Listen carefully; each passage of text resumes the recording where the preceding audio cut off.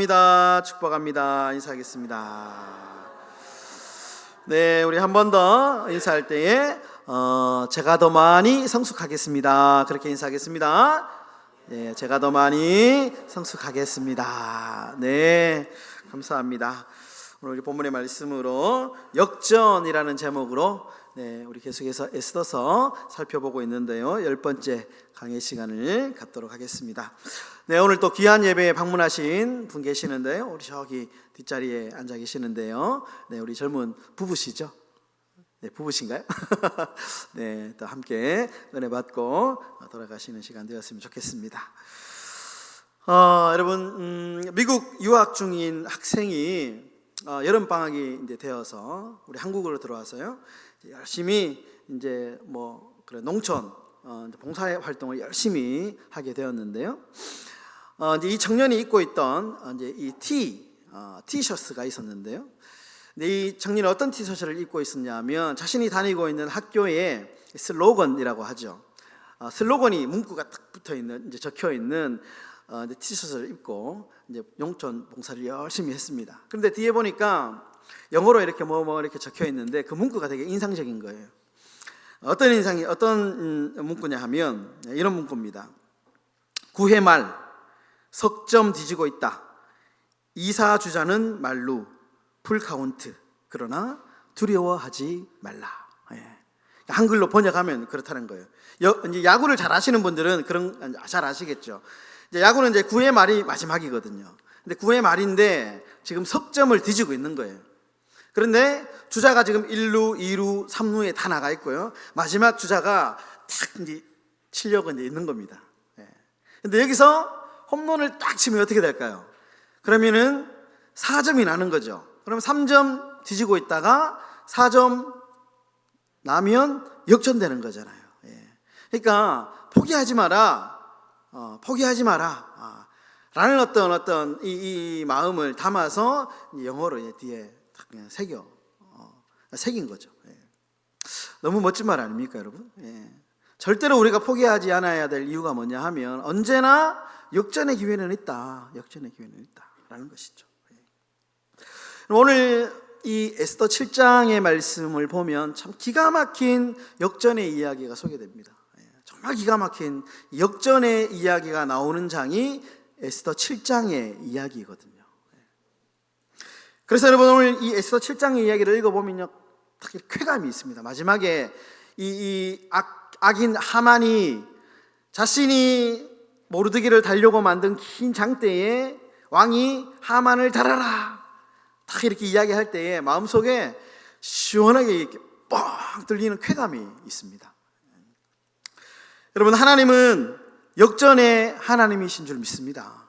역전이 지금도 여러분 하나님은 그 에스더가 살고 있는 그 시대의 하나님 동일하게 오늘 우리가 살고 있는 이 시대의 하나님이십니다. 그래서 정말 믿음으로 살아가고자 하는 믿음의 사람들의 삶을 역전시키시고 역전의 드라마를 쓰시면서 그 사람을 통하여 하나님의 나라를 이루어 가시는 분이시죠. 저는 오늘 좀 그 얘기를 좀 하려고 하는데요. 여러분 우리가 역전의 하나님을 믿는 우리 믿음의 백성들 그렇다면 어떠한 믿음의 자세로 좀 살아야 되느냐 라고 하는 것을 두 가지로 요약해서 여러분들과 좀 나누려고 합니다. 첫 번째로 우리는 하나님의 때를 기다려야 된다라는 것입니다. 하나님의 때를 기다려라. 여러분 지금까지 우리가 이제 에스더서를 조금 살펴보고 있는데요. 이제 이야기의 중반 클라이막스라고 하죠. 이야기의 최고의 절정에 다다랐습니다. 이 클라이막스에까지 보면서 이 에스더가 어떻게 행동했는지를 잘 보면요. 에스더는 하나님의 정확한 때와 시기를 기다리는 여인이었습니다. 먼저 에스더가 왕에게 나가기 전에 에스더가 자신의 민족이 위험에 처해 있다는 사실을 듣고 어떻게 했습니까? 왕에게 바로 나가지 않죠. 3일간 금식합니다. 기도했다라는 거죠. 그리고 금식하고 난 뒤에 극적으로 왕을 만났을 때도 에스더가 바로 말하지 않습니다. 뭔가 서두르지 않습니다. 신중하게 하나님의 때를 기다리는 에스더의 모습을 우리가 보게 되죠. 말을 참고 때를 기다리면서 그러다가 하나님의 때를 딱 인지한 에스더가 이제 하고 싶었던 말을 쏟아내기 시작합니다. 그 본문이 에스더 7장 4절에서 6절 말씀인데, 제가 이 구절을 우리가 보는 이 개역 개정이 아니고 요즘 말로 풀이한 현대어 성경으로 좀 이렇게 준비를 했는데요. 한번 띄워주시고요. 이렇게 되어 있습니다. 어떤 사람이 저와 제 동족을 팔아먹었습니다. 어떤 사람이 제 동족을 도륙하고 멸절시켜 버리기로 작정하였습니다. 저와 내 동족이 자유만 빼앗기고 노예로만 팔렸다고 해도 저는 아예 침묵을 지키고 그 문제로 임금을 괴롭히지 않았을 것입니다. 아하수에로 왕이 더 이상 참지 못하고 왕후 에스더에게 물었다. 누가 감히 그런 짓을 하였소? 도대체 그토록 흉악한 일을 계획한 자가 지금 어디 있어? 에스더가 단호하게 입을 열었다. 우리 동족의 철천지 원수는 이 앞에 있는 하만입니다. 그러자 하만이 왕과 왕후 앞에서 공포에 사로잡혀 벌벌 떨기 시작하였다. 여러분, 우리가 서두르면 안 됩니다. 서두르면 어떤 일을 하든지 우리가 반드시 의인은 하나님이 높여주시고요, 악인은 반드시 스스로 자신의 깨에 넘어지고 멸망한다는 사실을 우리가 믿고 우리가 바르게만 살아간다면, 정도만 걸어간다면 반드시 하나님께서 우리의 인생을 역전시켜 주시고 하나님이 일하고 계시고 하나님이 우리와 함께 하신다라는 사실을 기억하고, 그래서 여러분, 하나님의 때를 우리가 기다려야 되는 것이죠. 여러분, 하나님의 때를 기다리는 저와 여러분들의 삶이 되시기를 주의 이름으로 축원합니다. 두 번째로, 여러분, 하나님의 때를 기다리는 우리는 어떻게 살아야 되느냐? 기대하면서, 기도하면서 기다려야 된다는 겁니다. 여러분, 우리가 기다리되 억지로 마지못해 가지고요, 불평하면서 인간적인 수단과 성원을 이렇게 기다리는 게 아니고, 우리가 기다리되 어떻게 기다려야 되는? 기도하면서. 하나님, 나는 하나님이 어떻게 이 문제를 해결할지 모르지만, 어떻게 기가 막힌 방법으로 이 일을 해결할지 나는 모르지만, 하나님이 가장 좋은 방법으로 이 일을 선하게 해결해 주실 줄 믿습니다. 기대합니다. 이런 마음으로 여러분 기다려야 되는 겁니다. 그러면 여러분, 그런 사람이 얼마나 마음에 뭔가 이렇게 좀 기대감이 있겠습니까? 막 이렇게 부풀어 오르죠. 걱정이 있겠습니까? 불평이 있겠습니까? 그렇지 않죠.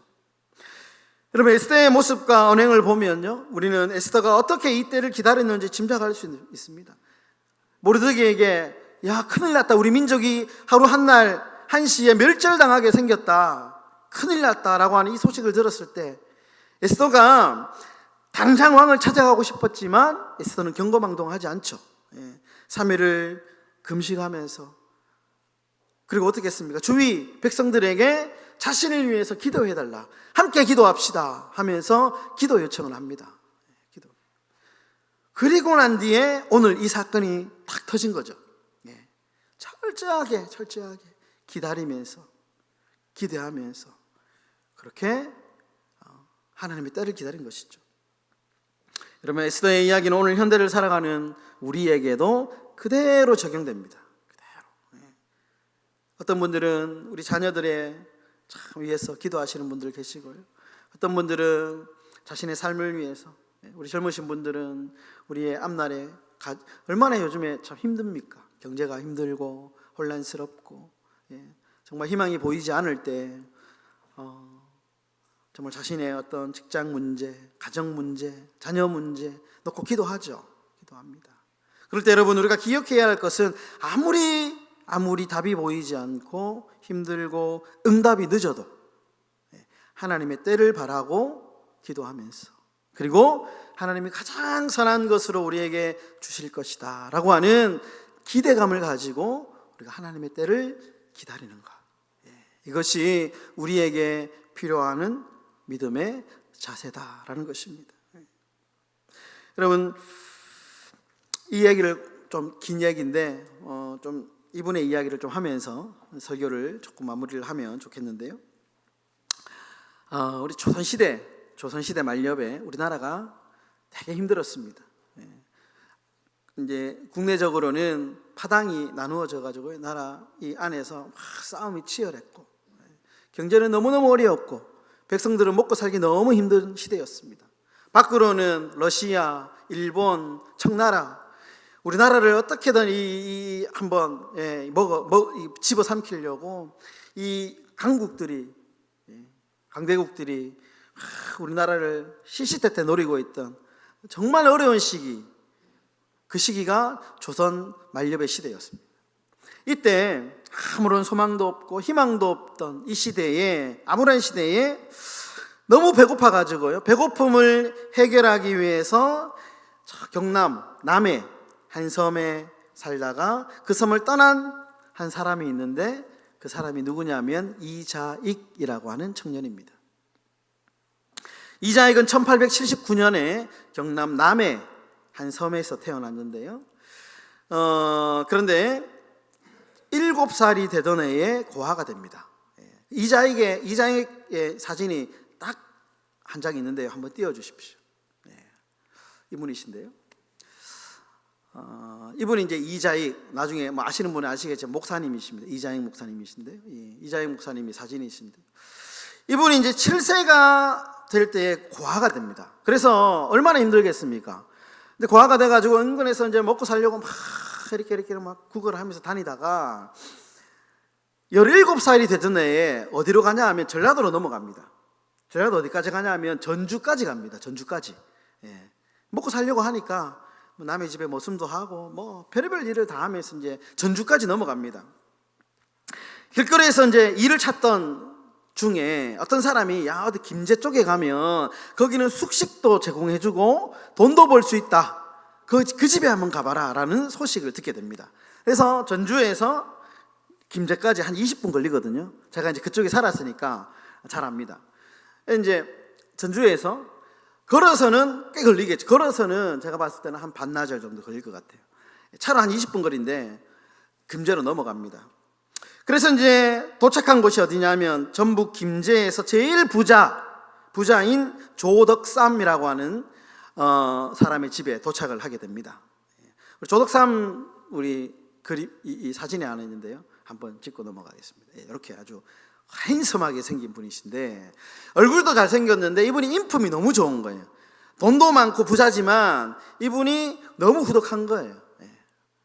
이제 인품이 좋다라는 이제 소문이 났습니다. 그래서 이제 이자익이 이 조덕삼 씨를 만나가지고, 내가 이곳에 말을 이렇게 관리하는 마부라도 좋으니까 이 집에 좀 먹고 잘 수 있는 좀 이렇게 자리를 좀 마련해 주십시오, 이렇게 이야기를 합니다.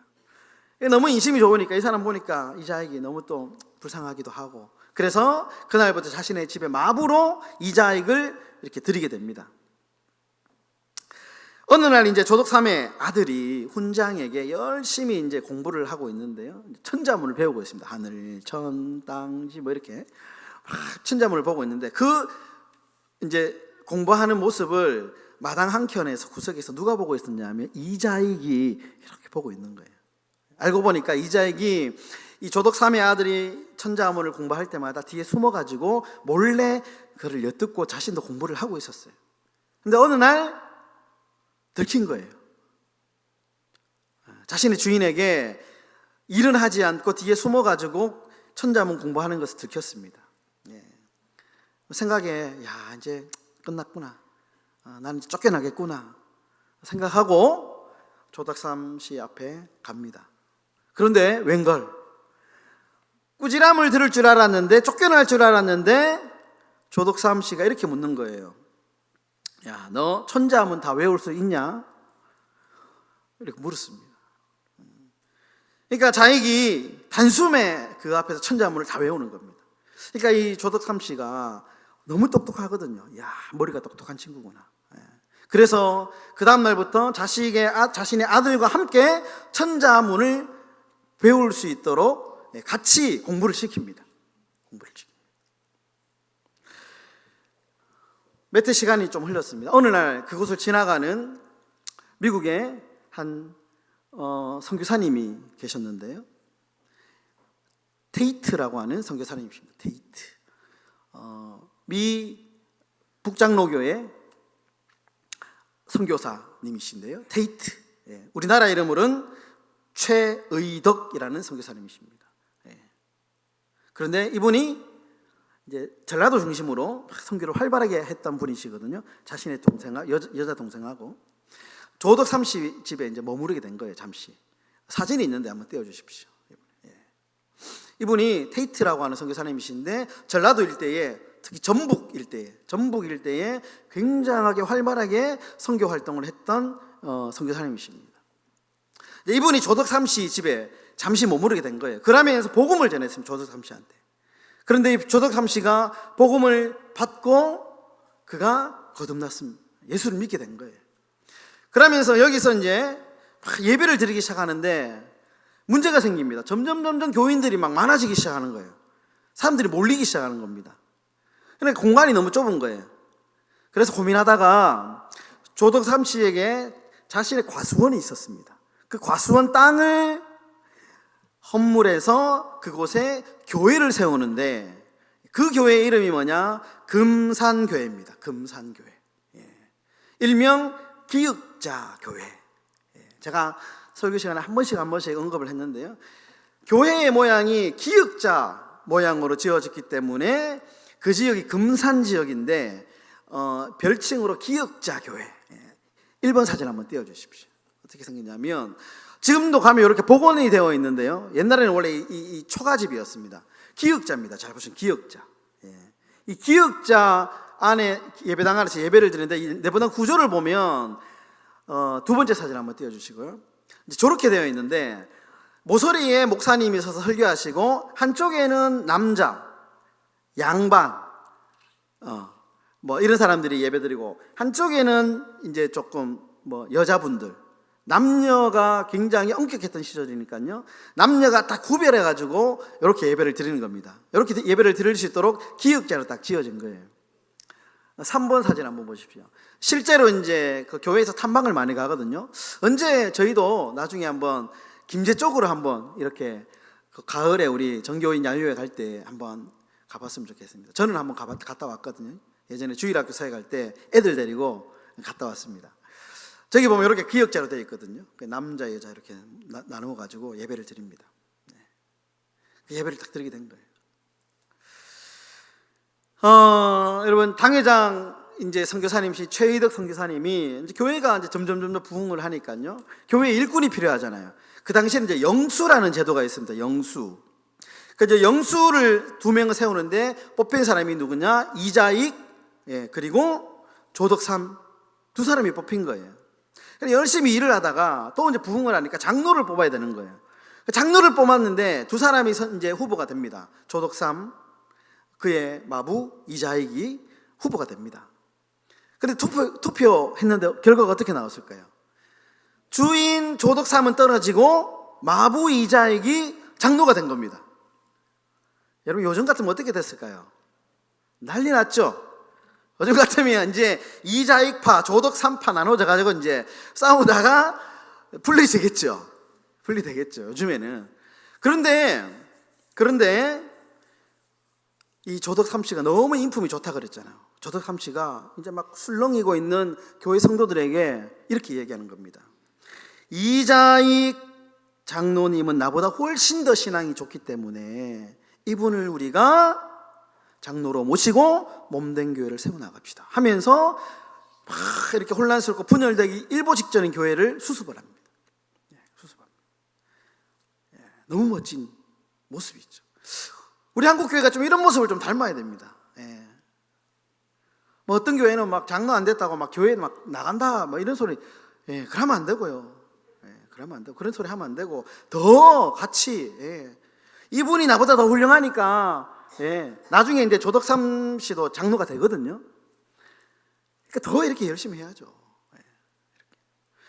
그래가지고 이제 열심히 섬깁니다. 그러다가 주인 조덕삼이가 마부 출신 이자익 장로를 평양신학교로 유학을 보냅니다.